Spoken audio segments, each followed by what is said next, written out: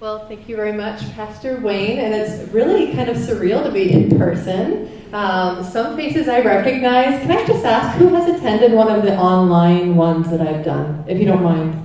Okay, well, thank you for disclosing that openly. So some faces I recognize. There's definitely some new people here. I'm excited to be in person.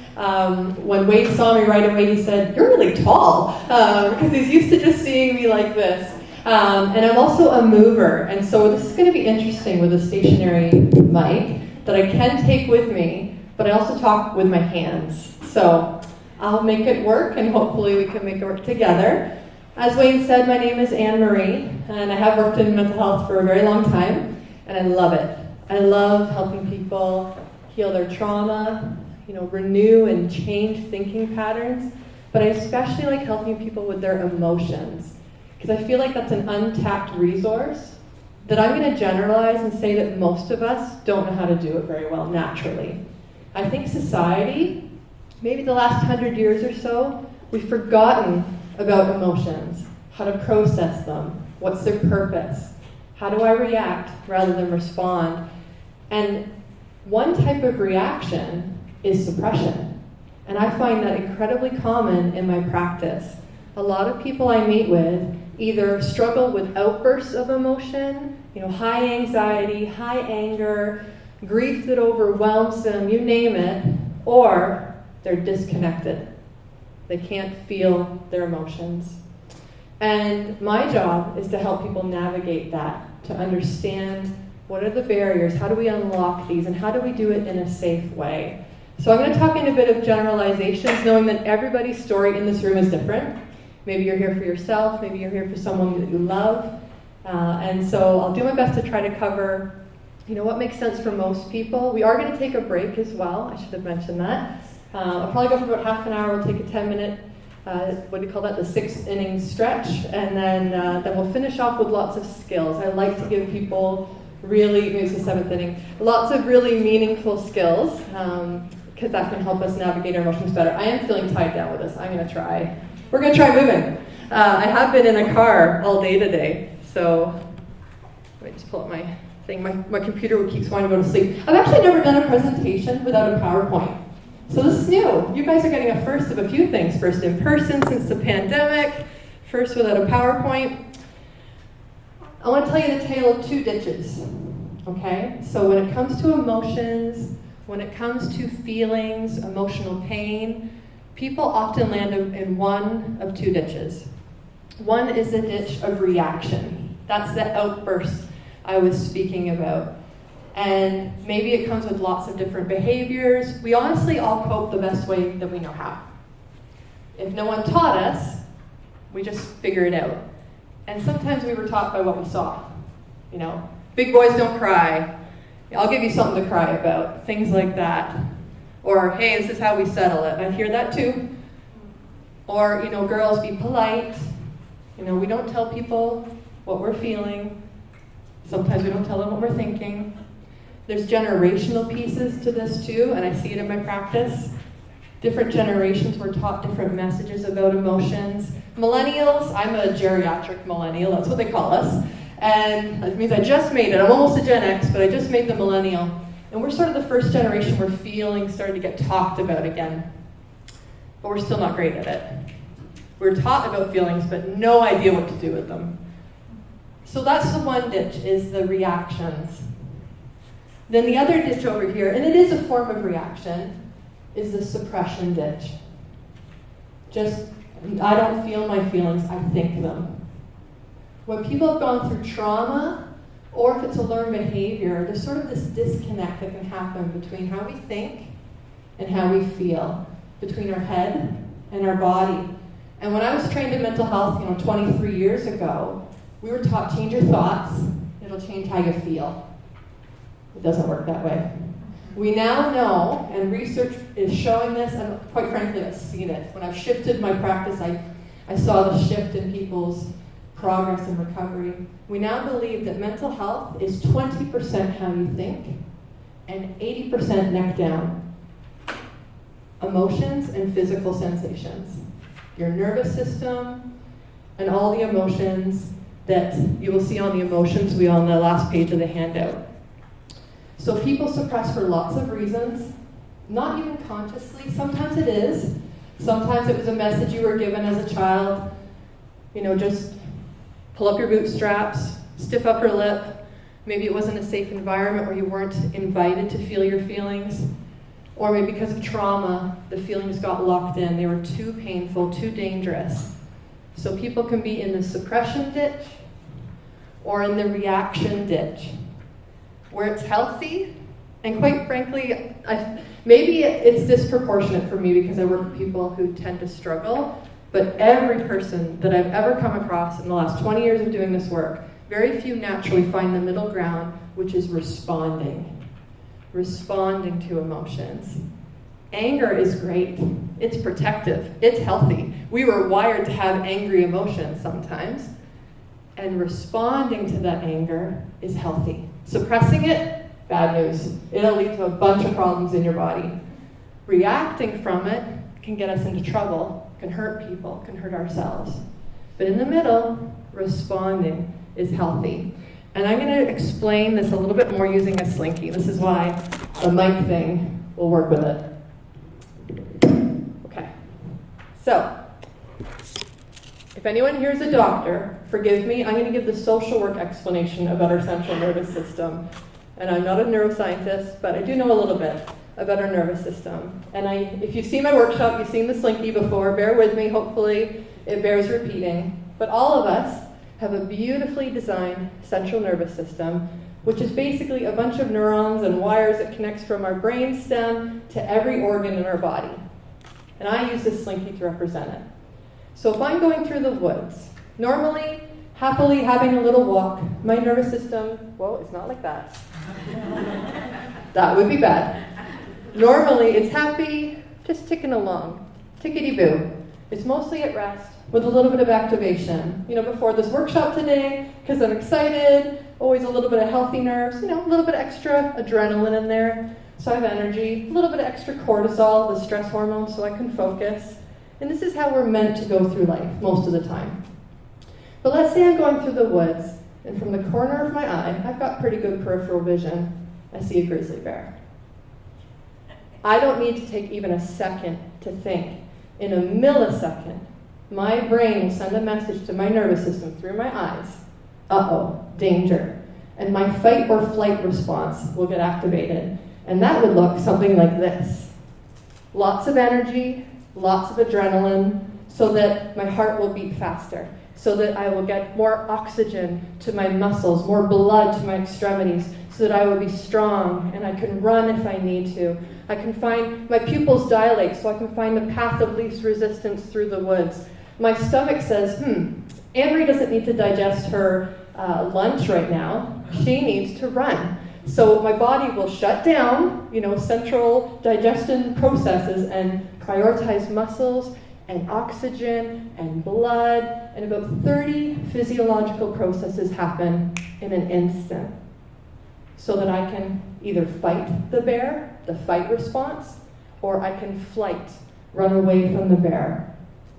But, again, our brain is just amazing. I believe God designed it that way. If my brain figures out, Ann-Marie's not super good at running, and I'm not. And she's not very good at fighting, and I'm not. So the only other option after fight and flight is freeze or flop. That's the equivalent of the animal that plays dead in the wild. And as humans, we have that as well. It's the freeze response. It's when we can't run away, when we can't fight back, we freeze. When people have a bear chasing them in the woods, the nervous system is designed to protect them. Hopefully I can fight, hopefully I can run, my body will do what it needs to, and if those are just not good options, my body will release a sedative. It'll freeze me down. It'll make me want to go in the fetal position to give me my last hope of survival, which is amazing. But the problem is, in today's society, most of our threats aren't bears in the woods. They're getting an upset email from your boss at work. They're living in a possibly difficult or toxic environment at home. Maybe it's childhood trauma. In fact, with children, and I recognize that some of what I talk about might be kind of triggering, please take care of yourself. If you need to take a moment to the bathroom or get some fresh air, please be free to do that. You can't really talk about this stuff without hitting close to home, because 1 in 2 people will experience trauma in their lifetime. It used to be 1 in 3, and then we had a global pandemic. 1 in 2. So with childhood trauma, we're often too young to fight back, too young and small to run away, so the only other option is freeze. That's why people don't remember lots of their childhood. In the freeze response, our memory bank gets diminished, sometimes severely, totally offline, and sometimes just a little bit. I feel like I'm in a fog, I can't really remember things. And so if anyone had any kind of difficulty in their childhood, it's possible that they have some fight happening, or some flight, or some freeze. And until this feels safe, it stays in that mode. Because with an animal, let's say it's a deer. Okay, the deer is running away from a hunter. They have the same fight or flight response. And they use it and they run away, they get to the other side of the woods, and then they're safe, and then they shiver. They will re-regulate their nervous system, getting it back to the happy, restful, at ease, by getting rid of that excess adrenaline, extra cortisol, and sending the message to their brain and their nervous system, the threat is gone. But what happens if you grow up in an environment that's always tense? You don't get to leave it. There's always that trigger happening. Or, if it was a car accident or some type of what we call acute trauma, a one-time event, we still have not been taught how to get rid of that excess energy. And as humans, we're more complex because our nervous system gets set off, and then we have emotions. This is an emotional talk, I promise I'm going to talk about those. We have emotions in response to that reaction, and then our brain has a say about it. That's the 20%. The 20% of how we think, can feel, and mental health issues is the brain. So the brain says, oh, because I grew up in a tense environment, something must be wrong with me. Oh, because mommy or daddy yelled at me, or they're angry at each other, I must have made a mistake. We, as humans, try to make sense of our pain. So we add stories, we add narratives. Something the animal kingdom, as far as I know, doesn't do. So for us to handle emotions well, to navigate them well, I want you to understand your slinky, because your slinky is where it starts. The slinky of the fight, flight, freeze is often under a lot of our emotions. When we're having outbursts, it's usually because of that. Happiness, sadness, not always fight, flight, freeze, but grief after the loss of a loved one. The first stage is shock. It's the freeze response. The first stage of grief is shock, and it's protective. All of this with the slinky is meant to be protective, because we were wired to survive. Somehow God, in his infinite wisdom, knew that the world would fall apart and we would need a survival mechanism. And unfortunately, it made emotions very complicated. Emotions have 3 parts. How we understand or perceive them. This is on the handout. I wanted you to have something to take away, but hopefully the video will be helpful too if you need to watch it back. So when we have an emotion like sadness or excitement, we want to attach that meaning to it. That fight response, I'm angry. There's a reason why I'm angry. We try to understand the world through our emotions. How our body physically reacts to our emotions. We might have some language to that. Butterflies in our stomach. Do you know excitement and the fight flight are actually the same thing? We've just changed the meaning. They do the same thing to our body. Adrenaline, cortisol, my tummy feels a little funny, maybe I don't feel like eating. Excitement, fight or flight, anxiety, anger are actually very similar physically. And having good awareness of how we physically feel when we're having an emotion can help us find that middle ground of responding to them. It can help us reconnect to emotions if we've been disconnected. And then the third component of emotions is how we behave or express them. Now remember, there's a whole ditch of suppression where there's no expression happening, and that can really be harmful because of that physiological component. there is so much adrenaline and cortisol and lots of other hormones and chemicals, because our body is very complex and I don't fully understand all of it. Sometimes I think I should go get a PhD or an MD of some kind so I can explain it better. But there's a lot. Let me just say there's a lot going on. I've literally seen people be healed of physical health issues when they learn to process their emotions. IBS, asthma, diverticulitis, a lot of gastrointestinal ones, a lot of chronic pain, back pain, stomach pain, migraines. A lot of these can actually be alleviated when we take good care of our emotions. Because a lot of them are just the body saying, I don't feel safe, and I don't know what to do about it.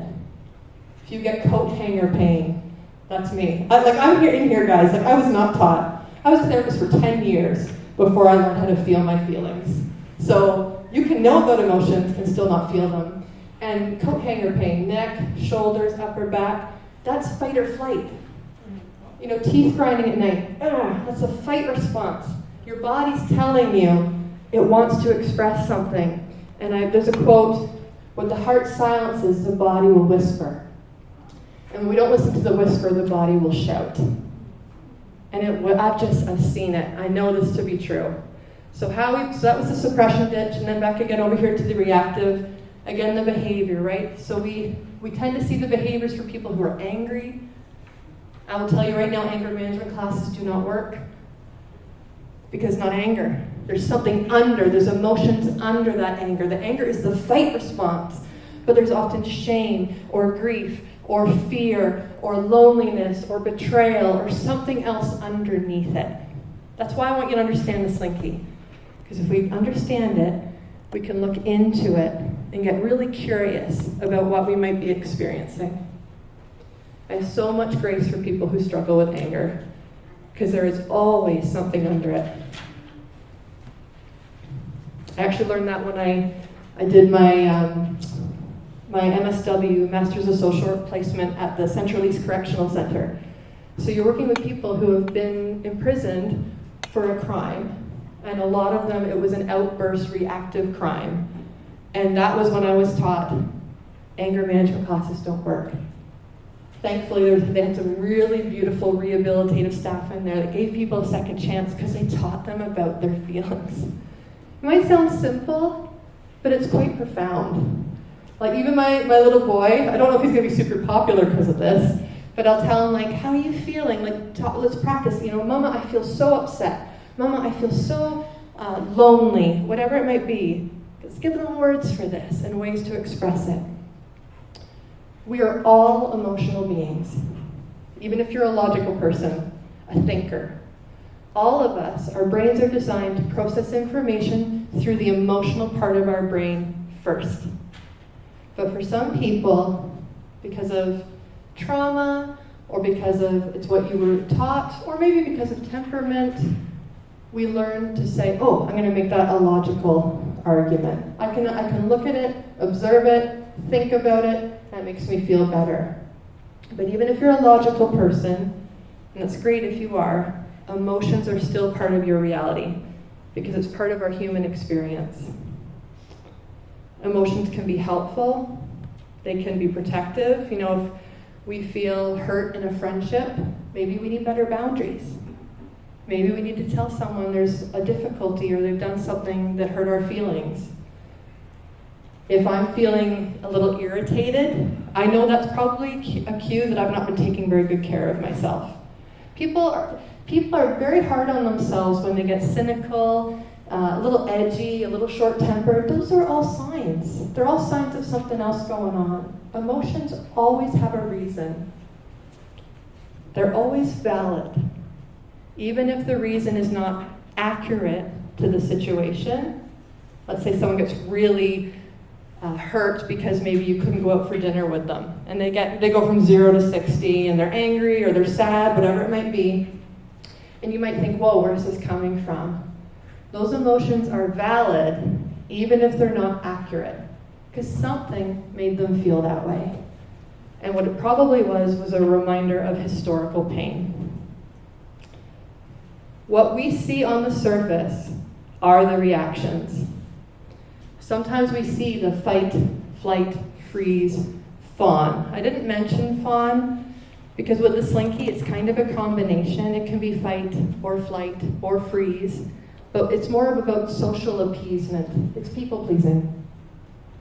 People pleasers were first parent pleasers, or someone in their early childhood quite often, that they had to make sure that person was okay so that they could be okay.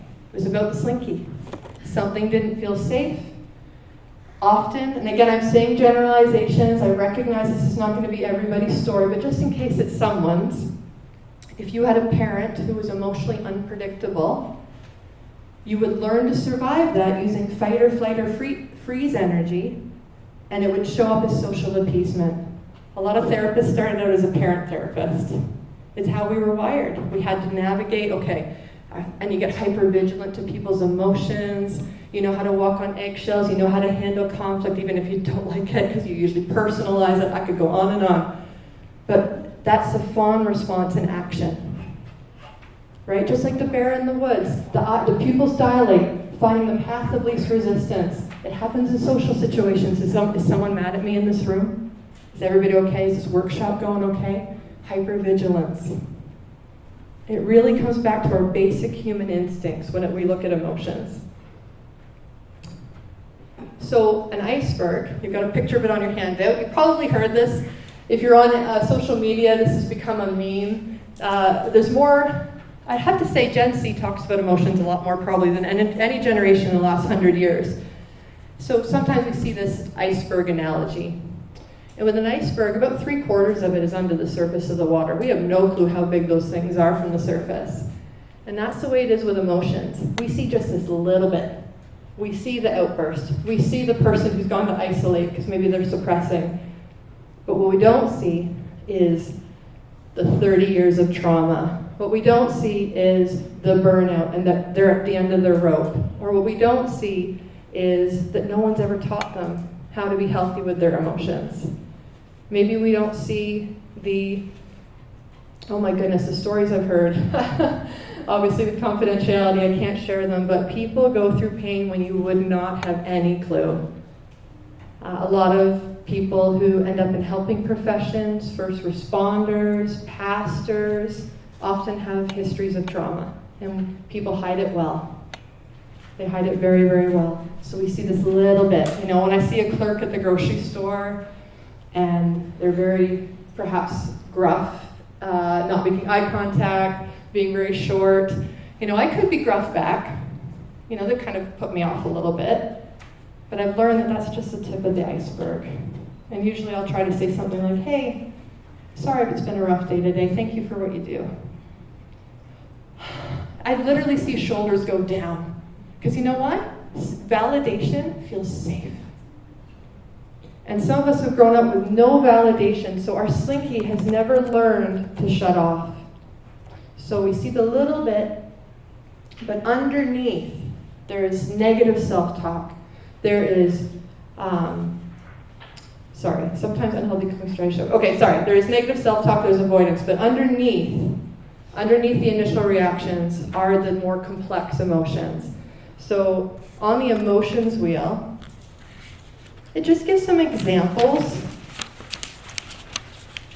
Now forgive me if this feels a little, well, let me put it this way. I think my son is learning this in junior kindergarten. So forgive me if this feels a little juvenile. I don't mean it to be that way, because my average client is in their 40s and 50s, and they don't know how to talk about emotions.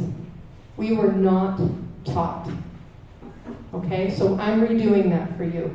And hopefully some of you came in knowing some of this, but even if you didn't, it's all okay. We're all kind of starting together. We're starting fresh. So mad. Maybe we can all recognize mad. But really, mad can be broken down into many other emotions. Like I'm feeling critical. I'm feeling hurt. That can be a type of mad. I'm feeling frustrated or jealous or skeptical. That's a little bit more complex. Or scared. Often anxious. That's a cliche word. We say anxious a lot. But maybe I'm feeling embarrassed. Maybe I'm feeling overwhelmed. That's a very common one right now. All of our slinky nervous systems are haywire after the pandemic. It is a thing. That change fatigue, everything around us was changing, we had no control. Maybe I'm feeling discouraged. And sad. Sad can be complex. Maybe I'm feeling apathetic. I've just lost interest in life. Maybe I'm feeling sleepy. That actually can be an emotional response. Lethargy can be a symptom of depression or sadness. I'm feeling inferior. I'm feeling stupid. Emotions are complex, profound, and quite simple all at the same time. And sometimes when we just name it, I'm feeling lonely. Something in our nervous system takes a deep breath and says, oh, I feel a little better. Just even a little tiny bit. Under the iceberg are the more complex emotions on the emotions wheel and unmet needs. Lots and lots of unmet needs. Maybe I have a need to be seen. Maybe I have a need to be heard. Maybe I have a need for connection, a need for love, and a need for safety. If I could boil down into like a beautiful little, I don't know, a little token or something, what heals this, what heals trauma and stress and overwhelm, they're all kind of the same thing to different degrees. If I could boil down what helps it, it is safety and love. You can be in a loving family and still not feel safe on the inside. You can be in a safe family and not feel love. Somehow, we need both, and we need to know how to receive them. So it's not the people's around us' fault necessarily. We need to know how to receive them in a healthy way. But if we can learn to take care of our nervous system, recognize what's happening, if we can learn to acknowledge and process our emotions, and I'm going to give you skills to do that, if we can recognize what unmet needs we have, which are often boiled down to love and safety, people start to heal. Like, the number one predictor of a good outcome in therapy is not the treatment approach. It's not the 20 years experience. It's not all the certificates and all the training. The number one predictor of a good outcome that someone's going to get better if they see a therapist is a trusting, supportive relationship with their therapist. If they feel like their therapist cares about them, they get better. Now, doesn't that tell you something? If I can love my clients, and I do, God loves me, I love people, it's okay. It's with boundaries for all the people in the room that work in the field. Like, I got good boundaries, but I love the people I work with because God loves them. And I hope they can feel that. And if they can, something in them starts to feel a little safe. And again, this is not about blaming. You know, if you're a parent of a child who struggles, it's okay. It's not, I'm not saying that they don't know how to receive your love. Forgive me if that's how it's coming across. It is more complex than that. But maybe something in them has not felt safe enough to share their full extent of their pain, maybe because you're too close to home. I'm removed. I'm neutral. I'm confidential by law. So it's safer. It can be inherently safer, and I recognize that. So this is not about blaming or shaming, but it is about information and awareness so that we can get under that iceberg to help people heal.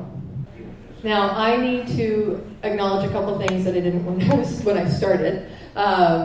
One is I can be a fire hose, and I'm well aware of that. I like to give people a lot of information. So that is also a challenge when there's no way I can cover everything. So please forgive where the information is lacking.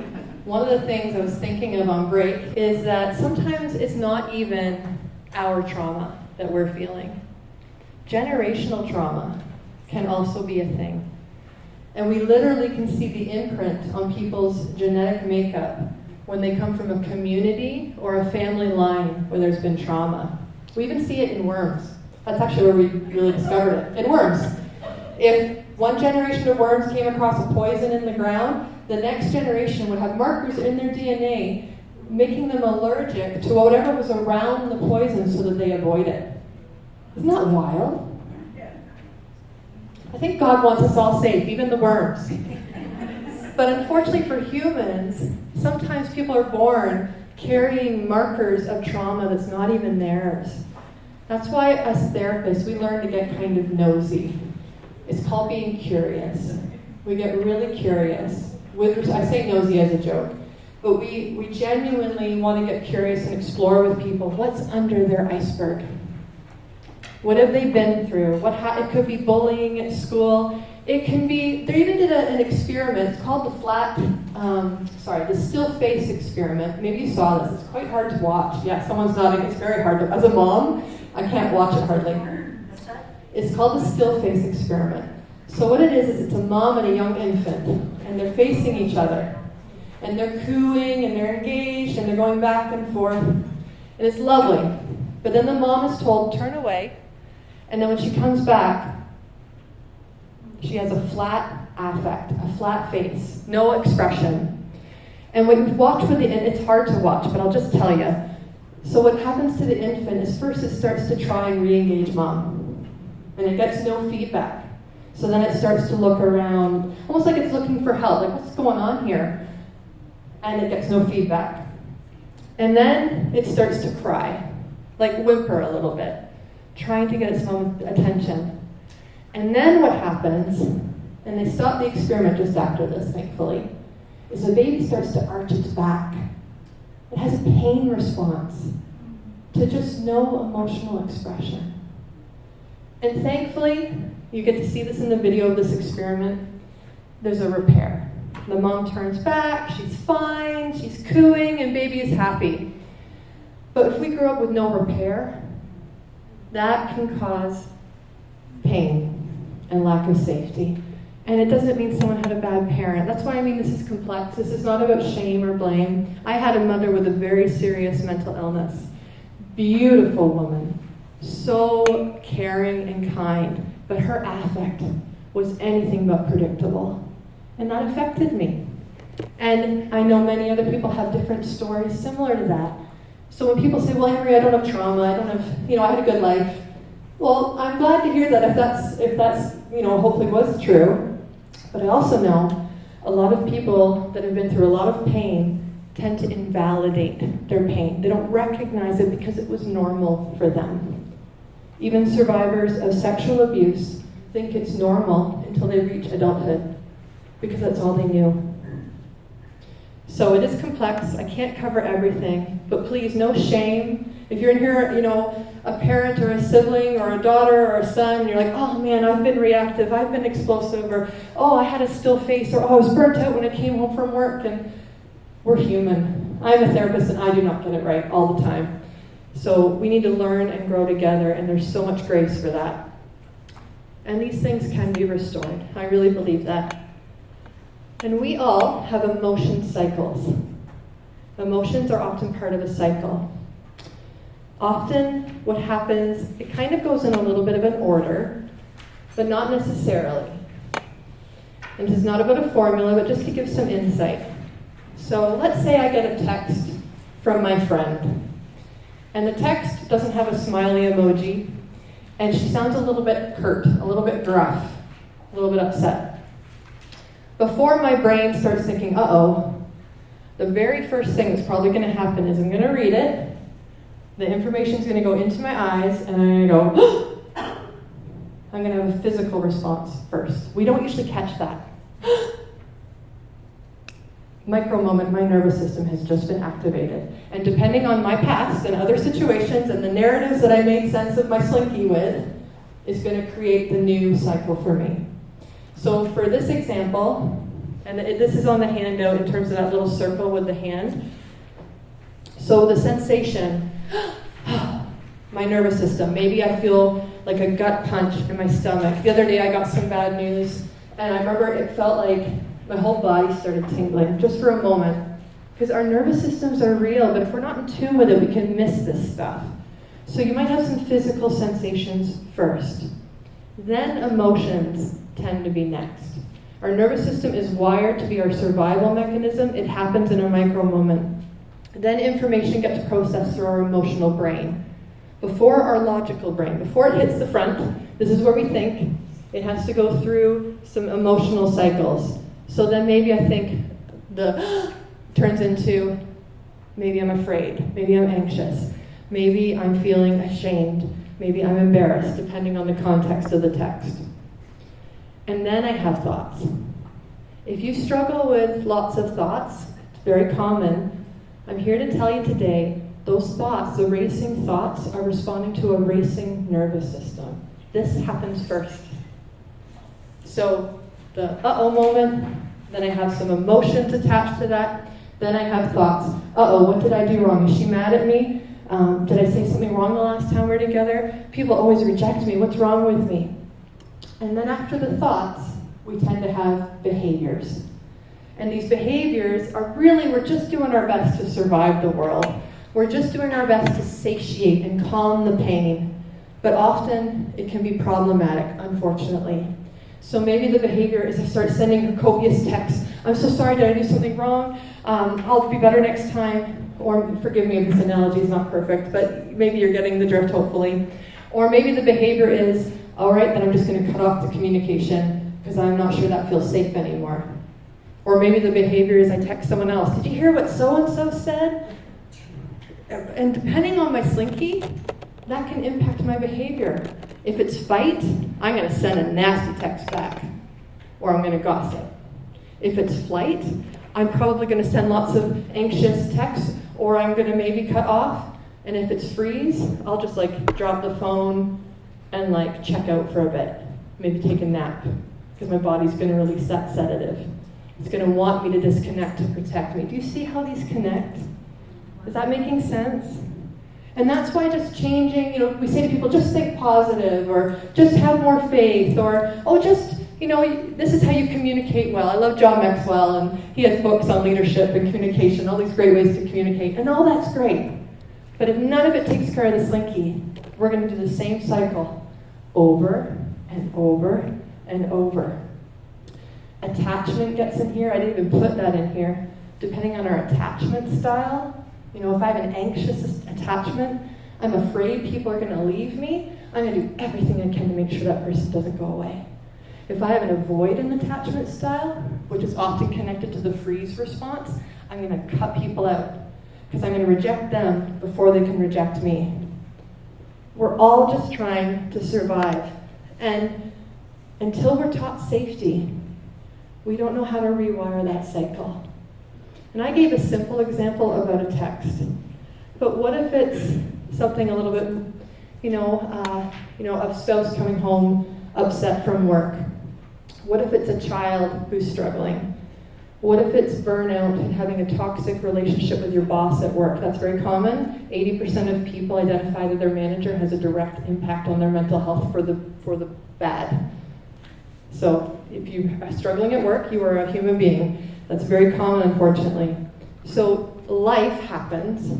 Triggers happen. Triggers poke at our pain. They poke at our nervous system. They poke at our heart. And when the trigger happens, this cycle happens.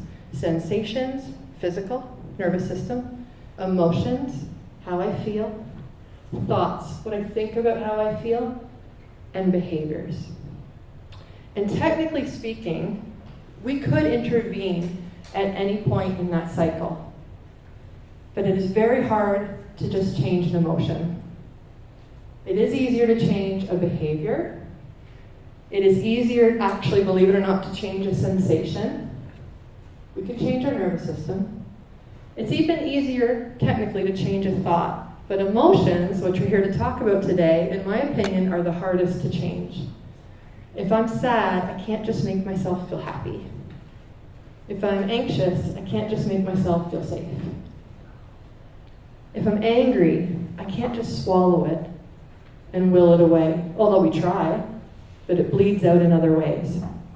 So when you leave here today, and we can talk about this during the question and answer period if it's helpful, and I'm going to linger for a little bit after, being aware of your cycle is 80% of the battle. Just awareness shifts it. I get that text. Maybe that's just me. People-pleasing, fond response perhaps was my story. So I get a text when someone's mad at me, I think it's my fault. It's automatic. I can't help it. And so that's my example that I like to use. You might have a different example, but just awareness that I might go, and I can't really stop myself from doing that. It's automatic, but I can catch it now. I can notice it. Okay, I'm feeling anxious. Okay. Doesn't mean she's mad at me. It's okay to be anxious. Everybody gets anxious sometimes. and I can respond to that anxiety. I can respond to that fear of rejection. I can respond to that sadness, anger, whatever the response is, depending on your slinky, depending on your story. All our responses might be different. But whatever my initial reaction is, I can learn how to respond to it. Because all emotions are valid. And by responding to that emotion, just being aware of it, giving myself a little bit of grace and kindness, knowing that I have a whole iceberg underneath that initial reaction, starts to rewire the cycle. I can't change the emotion, but I can respond to it. It's hard to change thoughts, but because I've responded to my emotion, I feel a little safer. It lets my brain think of alternative thoughts. When people just can't get off that hamster wheel of negative thoughts, I shoulda, woulda, coulda, I'm a terrible person, or everybody in this world is awful, whatever it is, everybody's cycle is different. We can't change that cycle. We try in therapy, my first 10 years of my career, that's what we did. We tried to change that cycle. But that cycle is protective. It's trying to protect someone who doesn't feel safe. Because I think people are going to reject me, I got to think of every possible thing I can do so they don't reject me. The only way to shift that, really, is to help me feel a little safer. Help me feel a little more loved, a little more secure, a little more validated. When my emotions have space, my thoughts calm down. The cycle doesn't have to go to protect me because I actually feel a little bit better. Does that make sense? Yeah, I'm telling you, this stuff works. Everybody's different, but if I was to choose between a thought-based therapy or a more body-based therapy, nervous system and emotions, over here is where I see people heal, physically and emotionally, because the body is just trying to survive.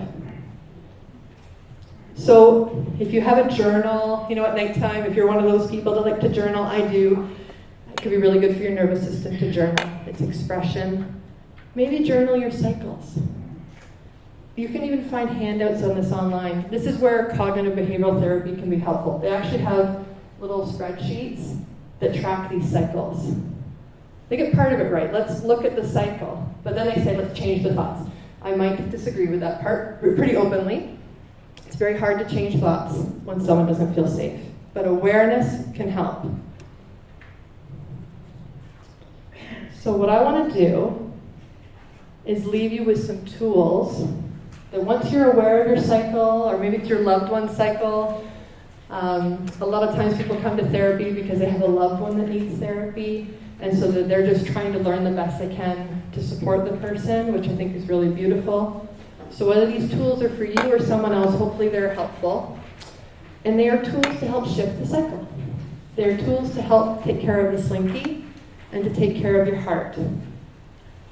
I have not given you thought-changing skills, because I think any of us can change our thoughts when we take care of our emotions and our slinky. Because then our brain says, oh, right, I'm ready to go somewhere else now. I don't need to protect myself anymore. So I'm going to try and put this down, because a lot of these involve actions. And again, if you've attended my workshops before, some of these will be familiar, because they work. And so I like to give the same ones repeatedly. So one is a simple validation tool. And what you do is you just take your hand, if you feel comfortable, and place it over your heart.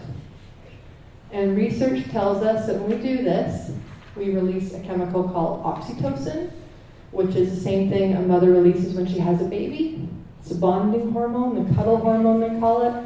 If you look into the eyes of a baby, you'll release oxytocin. Even now, if you have a little baby in the room, we looked in their eyes, we'd all feel like a little, ah.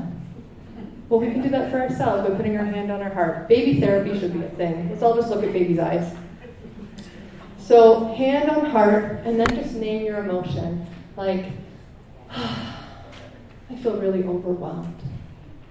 Or, I feel sad today. Whatever it might be, it's okay to feel it. And in this moment, we're actually creating safety for our nervous system. It's like we're saying the bear is no longer there by just acknowledging the pain. Responding to the emotion. It's so much better than, why do I feel this way? What's wrong with me? I shouldn't be over this by now. Why do I feel like I'm a child around this person? It's your slinky. It's your heart. So let's give it some soothing. These are soothing skills. Just like when my almost 5-year-old little boy is upset, he doesn't need a lesson. He doesn't need me to logically explain why so-and-so didn't share the toy. He needs Mama to be present, Mama to be safe, and Mama to give him a hug if he wants one. And whether you're 5 or 95, those innate human needs are always there. This pandemic, partly why it was so traumatic, and forgive me, I'm not trying to be political here. This is just a mental health perspective. Part of why it was so traumatic is there was no physical touch. We were very isolated. We need physical soothing and comfort. And in our cognitive, logical, most connected society, but the most disconnected at the same time, we're missing this basic need. So just putting your hand on your heart and naming an emotion and validating it. It's okay to be anxious. Everybody's anxious sometimes. Teach this to your kids. Teach this to your loved ones. Teach it to yourself. Another one which is kind of similar. This one's my favorite. And again, I'm a very logical, analytical gal, but this one is my favorite tool. It's called a self-hug. So if you take your right hand, and if you feel comfortable, put it under your left armpit near your heart. Okay, remember? Hand near the heart, oxytocin. And then your other hand, put it on your right bicep. If you get it wrong and you're confused, it's okay. It's okay. It will still work. But basically, a hand near the heart, armpit, and then the other one on your right side. Just sort of hold.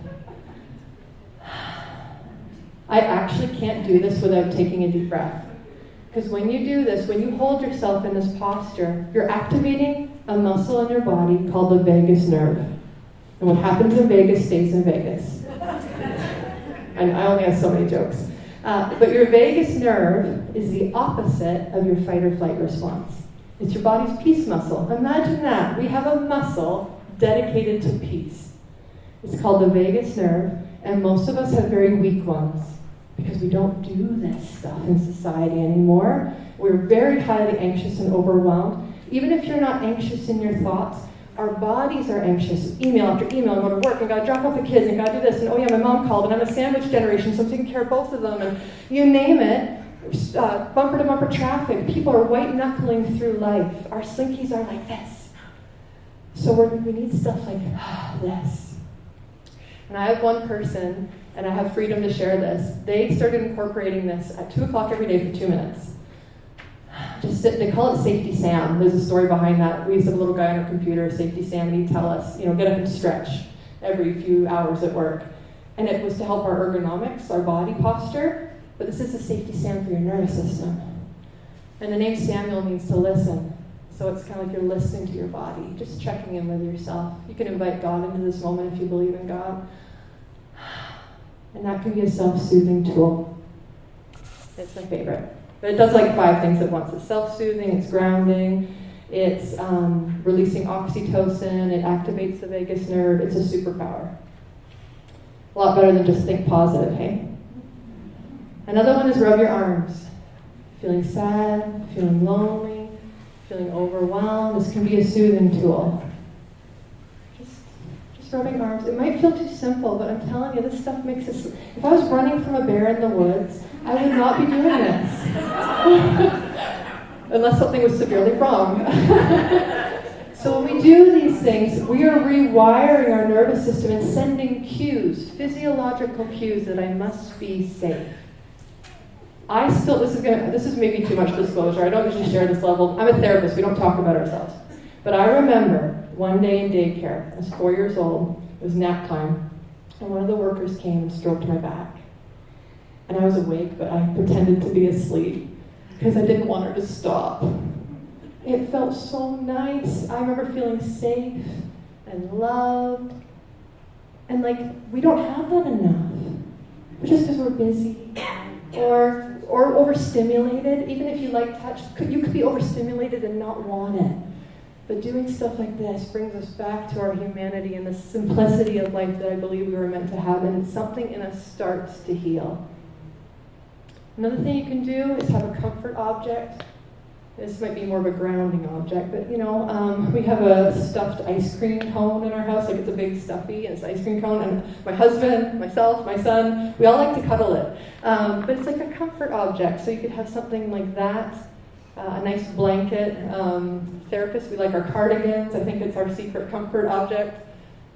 Take a shower. Taking a cold shower can be good for your nervous system because it activates the vagus nerve. That's why with hypothermia, our heart rate goes down. Cold showers, our heart rate goes down. Not hypothermia, but it goes down. So it's actually soothing the fight or flight response. Or a warm shower is also okay because it's physically soothing. Our muscles are relaxing. Again, these are not rocket science. These are not going to heal trauma, but they're going to help create safety. Rock or bounce. So the first thing that we are familiar with as babies is rhythm, our mother's heartbeat. And we're all seeking rhythm. That's why music can be soothing. That's why people who live by the water tend to have lower mental health issues. Rhythm is inherently healing. And that's why when people are anxious, they rock. They're seeking rhythm. Or pacing. They're trying to calm themselves down. So use it to your advantage. And even bouncing. It might seem silly, but I'm getting rid of fight or flight energy. I'm sending the message to my brain that I can get away and I'll be okay. Now I'm going to be out of breath. So rock or bounce, shake off after a long day sitting at your computer, shake it off. Shake off that adrenaline. Listen to music, do some self-care. Self-care is cliche, it is overused, but it's also underused and practiced. So do some self-care, like really do some. I need to move on here. I can do the next ones in like 7 minutes. Watch me go. Okay. Tip tool. I'll leave time for questions at the end. So I'm going to take this again. So you can look this up online if you need more information. I tend to do things you can find on YouTube so that people can dig deeper.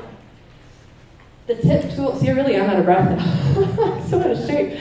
The tip tool is temperature change, intense exercise, paced breathing, and paired muscle relaxation. I did not make up this acronym, but it's actually a really good tool. So when we're really struggling with our emotions, creating some kind of temperature change, like a shower, or even running our hands under cold water, splashing our face, that's a shift in the nervous system. Remember the cycle? Sensations. Intense exercise. Let's get rid of some of that fight or flight energy. Paced breathing. That's slowing down the exhale. There's lots of different breathing techniques. I actually prefer not to memorize any of them. It makes it too complicated. The key is that your exhale is longer than your inhale. And that's because when you're anxious, fight or flight, we take in too much oxygen. So we want to slow it down. So paced breathing, and then paired muscle relaxation. If you look up Headspace on an app or on YouTube, lots of really good muscle relaxation exercises, but it basically means tensing and releasing all the muscle groups in your body from head to toe. Remember I talked about coat hanger pain? Sometimes if we just tense it on purpose and then release, we actually realize how much we are carrying, and it relaxes it. So the tip tool can be helpful when you're feeling really charged with a lot of emotional energy. The stop skill is another really useful one. We get a lot of feedback that this one can help people. And the stop skill is stop and pause. T is for take a breath. Remember the vagus nerve? It likes it when we breathe. Observe. And then proceed mindfully. So like you can literally picture a stop sign. So you're in a situation where you want to react. Remember, we're going from reacting to responding. You want to react, so we stop. You can actually visualize a stop sign to help yourself. Because we're going to rewire this automatic cycle. And you stop, you take a breath, then you observe what's happening. Observe your cycle. Observe, okay, something in me feels really threatened right now. You don't have to say it out loud. But a lot of times this is like I got an email or I got a phone call. Like we actually do have time to do this in a lot of situations. Let our emotions subside and then decide was a quote I heard a long time ago. So observe and then proceed mindfully. So now that I've observed, I've taken a deep breath, I'm a little less reactive, my slinky is a little more calm, then I can decide. Then I can move forward. Then I can decide what to do in that situation. The 5, 4, 3, 2, 1 grounding skill, Again, you can Google this, but it's really about using your senses. You don't have to remember the order. I never do. So it's basically 5 things you can see. I think it's 4 things you can touch, 3 things you can hear, 2 things you can smell, and 1 thing you can taste. And if you can't smell or taste anything, just name your favorites. And the idea is using our senses sends messages to our nervous system that we're in this present moment and we're safe. Because remember, all the threats we see through our nervous system. I saw the bear. That's what started it. I saw the text. I heard my mom was angry. I heard my dad was angry, or my boss. We take it into our senses. So if we use our senses for good, it brings us back to a sense of safety. So the 5, 4, 3, 2, 1 grounding skill. Look for the rainbow. My best friend did this with her little girl in the airport, and she went from highly anxious to completely fine. She'd never been on a plane before, overstimulated in the airport. So she just prompted her, because she's my best friend and she knows all these tools. All right, sweetheart, let's look for the colors of the rainbow. Find something red. Okay, and then she would name it. Okay, find something orange. And again, if you don't remember the order, that's not what matters. We're cueing the physical senses. Mindful tea is one of my favorites. I have lots of favorites, don't I? I used it after a time of tremendous grief, and it was actually what brought me out of the freeze response. Just grief, shock, we collapse, we freeze, and we need something to bring us back again. Depression is the collapse. That's why people are so tired, so heavy with depression. They can't think clearly. Their nervous system is doing everything it can to make them play dead. That's why they want to die often. It's a symptom of feeling very unsafe. The mindful tea is where you take a cup of tea and you hold it, you feel its warmth, you savor its scent, you take slow sips. You're just mindfully in the moment enjoying a cup of tea. And when I did that, I had a cup of tea and I didn't even know it was a tool at the time. But when I did that, something in me woke back up. I was having a cup of tea after going through the motions of grief and funeral and whatnot, and I was like, oh, God, thank you for this tea. Thank you for this moment. And I felt a little safer. So mindful tea or mindful coffee, it can be either one. Hopefully not too much caffeine. A breathing exercise of any kind, there are millions out there, but again, just extend the exhale, shorter than the inhale. Use a grounding object. It's basically like channel the anxiety energy. They say really it's about you're using your physical sense of touch, and you can also get some of the stress out. So grounding objects can be helpful. But the last skill I want to give you, and I'm sorry that I'm cutting into our question time a little bit here, is how to feel your feelings. Because we weren't taught. Most people don't know. This is one way to feel your feelings. Other therapists might teach you different ways, and I think we can all have different tools in our tool belt, but this is one that I have found helpful for people. And it's alliteration. It's all R's, so it's easy to remember. First step of feeling our feelings is to recognize. We talked about that a lot today. Use the emotions wheel. Just notice. Just notice how you're feeling. And when we name an emotion, we tame an emotion. We don't heal it, we don't get rid of it, but we soothe the edges off of it a little bit. It's a little less pokey. I'm feeling so anxious right now. I'm so angry. Whatever it is, name it, recognize it.